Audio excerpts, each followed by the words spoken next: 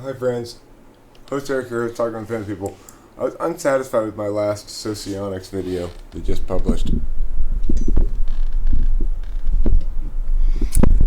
I wanted to clarify a few things and explain in more detail what I'm talking about.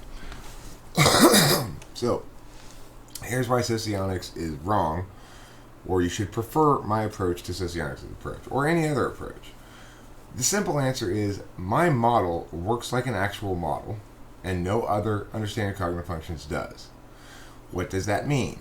Well, if we're going to model a system of agents acting independently, then we need to describe a lot of different things correctly in order to begin to model that. And that's, in other words, imagine a cognitive function model as producing something like The Sims, a game like that. Except what we want is all of our simulated people to behave like actual people do based on their stack configuration. So let's talk about where Socionics got something right, or at least got on the right path. When Socionics talks about information metabolism, it's playing around with the idea of being a model at that point. Okay, well now we're describing something in operationalized terms. An agent is that which metabolizes information. Okay, great. Except that's wrong. So what we do know is that agents do metabolize information, but that they also receive information, which is to say, I have a memory from yesterday that I might pull up and receive, and it's not metabolized, it's already been metabolized into a knowledge object called a memory. I might make a universal link between two things. Again, it's knowledge, it's received information, it's not something that I have metabolized in the moment. Now, you might say that it's prompted by something, and therefore some sort of metabolism goes on.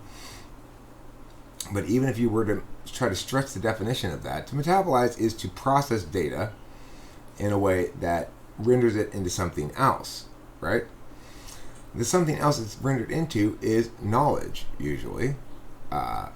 And that those objects, those knowledge objects, need to be included in the system as well and understood, right? If you're just talking about the metabolizing phase, well, then you've missed the boat entirely, because humans not only receive information, that is to say, they not only get information. If I ask you a question, can you tell me how to get to the bank from here? I'm getting information from you. That's a distinct process than receiving information, such as seeing the bank on the way to your house and then remembering where it is and going there when I need to go to the ATM. And those processes are distinct from actually going to the ATM. So we can see then that to talk about information metabolism meaningfully, we'd have to distinguish between the metabolism part, the received objects part, the knowledge part, and the action part at least. So Socionics doesn't draw those distinctions, and it needs to if it's going to be correct in modeling something. Again, to model something, we have to define parameters. So here are the parameters that I've defined in my system in order to be successful at modeling things. Information, there's three flows to it. Putting information, getting information, and receiving information. Note there are four kinds of functions. There's put functions, action functions. There's get functions, that's deliberation functions. There's receive functions, that's knowledge functions. And then there's interface functions. What are interface functions doing? Well, they're a combination of responsive put get that includes a knowledge function always, because they don't have time for the deliberation process. It's to put get rather than just, an action type is going to have get and put in their first two functions, whereas a knowledge type or an interface type is going to have put get and receive as their first two functions. They're designed to deal with different kinds of systems. Action deliberation types are stack-wise configured to take advantage of static systems. Interface knowledge types are stack-wise configured to take advantage of dynamic systems. And why there are two kinds of those things, like why are there two kinds of dynamic systems? Well, because there are two kinds of dynamic systems. There's socially dynamic systems and there's physically dynamic systems, which is to say, if you're talking about a bunch of protocols and operational procedural things in a business, those are functionally ways of dealing with physically dynamic systems. In other words, you're trying to anticipate all the potentialities and deal with them by the book, quote unquote. In other words, you're trying to eliminate the fluidity of the socially dynamic systems and constrain everybody's behavior accordingly. But the physically dynamic systems are most well understood as the physical systems of the world.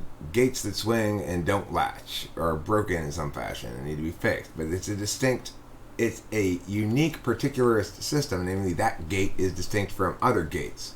They may have the same mechanism. There's an attempt to standardize those things, but fundamentally every individual physical system problem is particular to itself and whatever broke on it, you know.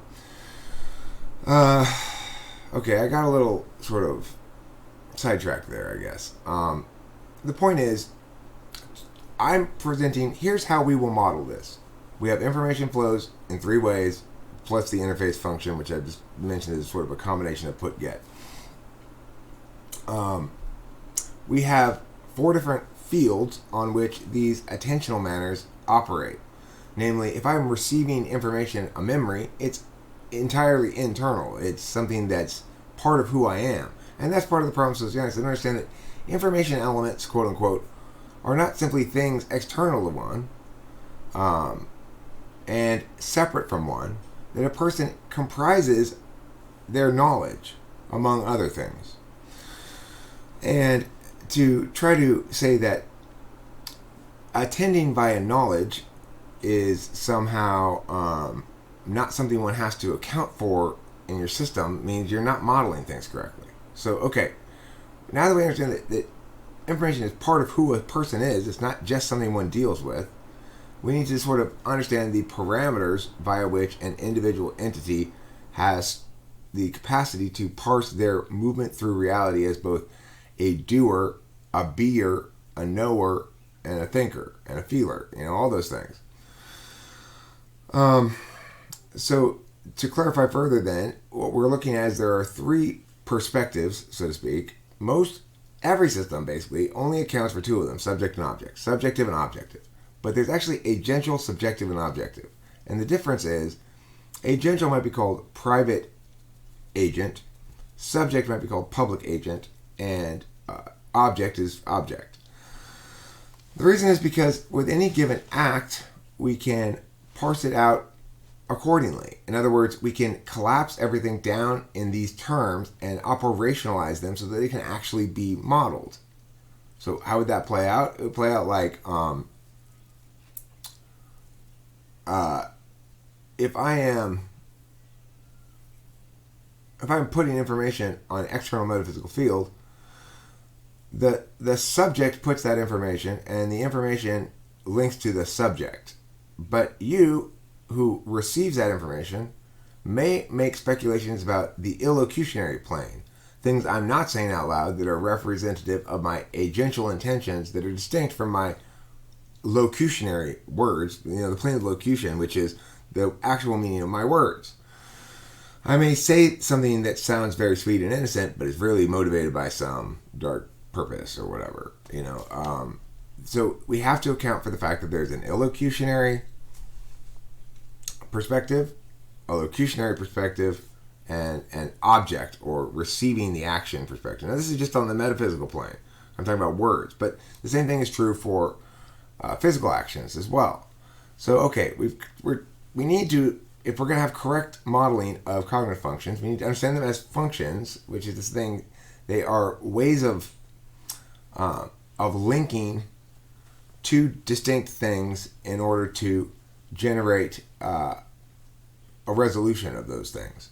So we can think of math functions, plus, minus, multiplication, division. Cognitive functions need to have some sort of equivalency in that regard too. Now, what this means is that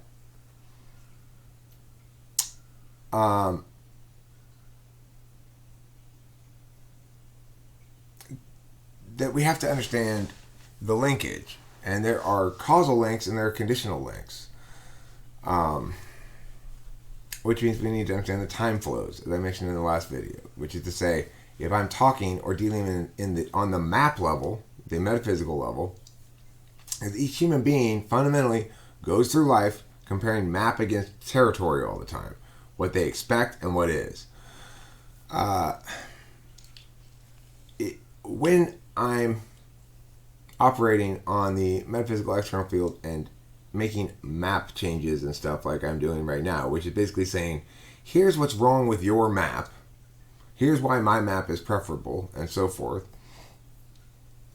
I have an illocutionary purpose, which is hard for me to establish because it's totally subjective and arbitrary and part of my FI, and I just don't quite really vibe with that whole thing. I'm not really sure why I do things. But the locutionary purpose is to say these words are preferable to those other words. They stand up better against other map things we know. And that brings me to the prime directive, which is if we're going to understand human agency in a way that can be modeled, then there needs to be a prime directive to which all other decisions, behaviors, etc. of human beings get compared against. And that prime directive in my model, the one I'm presenting, is to diminish the distance between map and territory. And people have different strategies for doing that. Some are map focused and some are territory focused. We can then understand that the desire to have map and territory match is one way we can see that every form of human behavior can make sense in that frame, and it can be collapsed to that frame. You have to have something like that underlying your model, or else there's no engine to it. And that's another problem with socionics. It has no engine to it. You can't model it. There's no way to model it. There's no relationship between agents and information that's modelable in socionics. In other words, it's metaphor. In contrast, if you were to name an agent X and give them cognitive function stack Y, in my system, that agent, there'd be a top-level frame that functions as a criterion against which all of the function processes can be both initiated according to and decided against. And that needs to be in place if you're going to understand anything in a way that you can, again, model. Socionics, MBTI, C.S. Joseph, everybody, they talk about cognitive functions a lot as though they were talking about a model. That, in other words, this explains why people behave the way they do. If it's a correct explanation, we can simulate the system that you've described, and it would produce people that actually act like people act in response to certain things according to type or understanding thereof. So,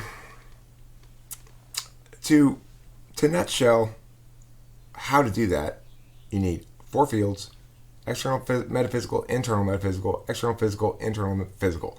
The reason you need 4 fields and not more than 4 fields is because that's what reality reveals to us when we actually think about it. When we actually look at what we know from our own personal observations, we can draw distinctions between 4 distinct fields precisely, and no more than 4.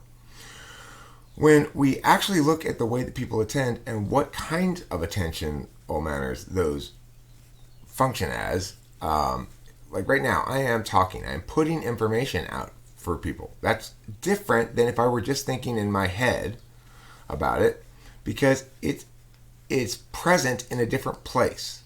I'm just thinking about it in my head, it's present internally on a metaphysical field. If I'm saying it out loud and making a video about it, it's present externally on an external metaphysical field for other people to access. So we can talk about information elements, quote unquote, objects of information. We can talk about them as existent outside of individuals because there's a place for them to exist now. It doesn't just exist. I mean, where does this information element exist in socionics? Well, outside of people. And there's no distinction between outside of people physically and outside of people metaphysically. In other words, the internet is different than a soccer field. And if you're failing to draw a distinction between those two places, then you're not correctly you're not providing enough definitional constraint, enough interlinkage between terms, in other words, enough operationalizing of things to meaningfully be describing anything. If you're going to describe a fluid dynamic system, but not a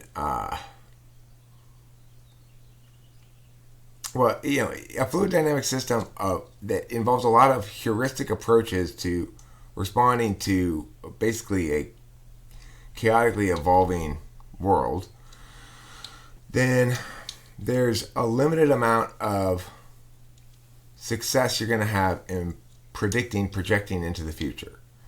And there's another reality, is that on the metaphysical field, we have future, past, and present.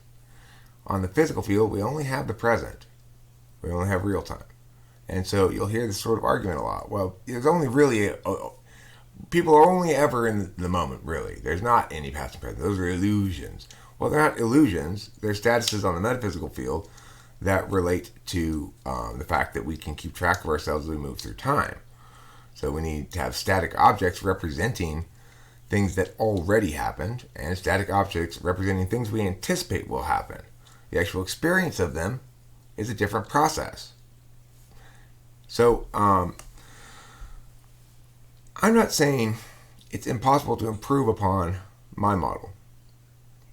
I'm saying that it's probably impossible to improve upon the basic fundamental core engine of it, which is it has a prime directive, it establishes 4 fields, it establishes 3 different perspectives through which an agent moves through those fields, it establishes 4 different kinds of functions that correlate with 3 different kinds of information flow. It explains why knowledge and interface functions are always linked together in the 1-2. It explains why action and deliberation functions are always linked together in the 1-2. And it explains the basic differences in values and perspectives and approaches towards life that we see distinguishing the different types, quote unquote. It is always careful to distinguish between when it is being metaphorical or when it is being literal. And it is careful to distinguish between when things are operationalized and when things are simply descriptive. So if I'm saying, well, people are likely to do this, I'm going to point out that that's a behavioral correlate. It's not an example of somebody using a cognitive function process. If I say that people who have extroverted intuition in the dominant slot have as an absolute frame value novelty, you might say, well, that's a metaphor, Eric. People don't possess values like that. I'd say, you're right. Okay, so what I mean by that is that the cognitive function extroverted intuition prioritizes, is a way of attending that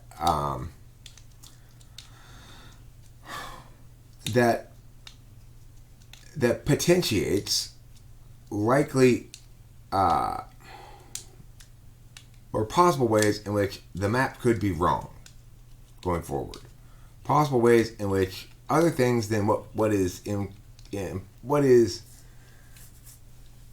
projected about the upcoming parts of the map, the future of the map, what is projected about that, if we want to avoid being surprised, in other words, if we want to avoid having our map be wrong, we should have on our map a lot of conditional possibilities. Then one of them will be right, and we won't be committed to any particular wrong course. So, you see, you can reduce extroverted intuition, Dom, to motivations, explanations, etc., that link back to the prime directive, closing the gap between territory and map. And you can do the same thing with every type. You can frame it in those terms easily enough. You can thereby explain why a given cognitive function behaves as it does, even if that's in direct contradiction to how another person's strategy is, and have both strategies make sense as ways to approach life. That, in other words, you need to have a complete sound system that accounts for everything. And I know I'm doing a terrible job of nutshelling this. I'm going to start nutshelling it again, because as an extroverted intuitor, I'm busily sort of saying, don't forget about this thing and this thing and this thing and this thing, because I'm trying to make sure that, in fact, my predicted anticipated outcome from this, which is that it's airtight, I'm correct, and that people will gradually come to accept that I'm correct and embrace my approach because I'm explaining it so much better. I'm providing you the metaframe. In other words, why are we explaining it this way instead of some other way? And the metaframe here is we're explaining it this way because it actually can be modeled, which is one way of falsifying the system. So anyway, to nutshell, 4 fields, 3 perspectives, 4 information flows. 3 information flows, 4 kinds of function, and 2 kinds of value, explaining how the function works in relation to other functions. Specifically, that they function as either absolute or instrumental values in relation to each other. Which means, if in fact this video, which is sound on introverted thinking grounds, is poorly liked because I'm too much of an arrogant asshole or something, then I will try to fix that in the future. But the thing about that is, I'm saying my extroverted feeling is an absolute value, my introverted thinking is an instrumental value. However, I'm aware that having clean, good, successful TI about something will necessarily produce certain kinds of FE responses, regardless of the other kinds of FE responses. And as a way of sort of making life easier for myself, I guess I've embraced this notion that I don't have to have all the FE. I just need to be. Well, you could think of FE as operating on 2 vectors: competence and warmth. And so I tend to be like, well, I'm fine with the competence part. I don't need to be perceived as warm or likable or liked or loved or anything like that. That's not really true. I do prefer to be successful on both vectors.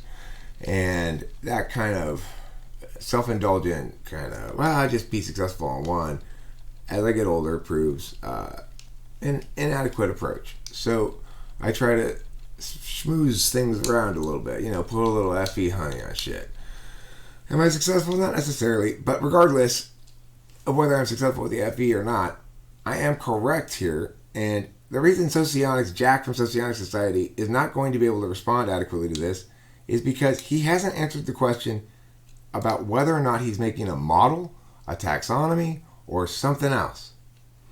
If he is making a model, then he's going to step back and go, well, Socionics fucked this up badly because this isn't a model. I can't model it. It's not something simulatable. We haven't defined our parameters well enough, and not in terms of agents operating systems, We can look at an equivalent kind of model, and it's called the internet.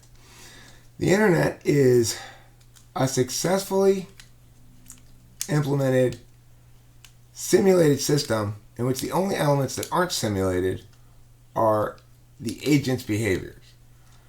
So, in other words, information moves. I can put information like in a form. I can get information by Googling something. I can receive information by seeing an ad I didn't ask to see, but I see anyway.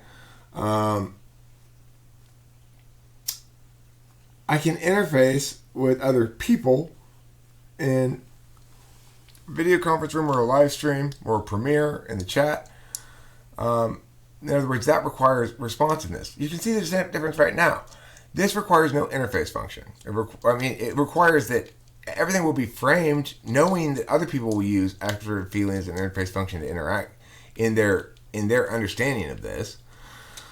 But it doesn't require immediate real-time responsiveness on my part because nobody's responding to it. I'm making my whole action right now, and then I'm leaving it up to other people to either deliberate about it or to interface with it according to their preferred modality. Their native modality.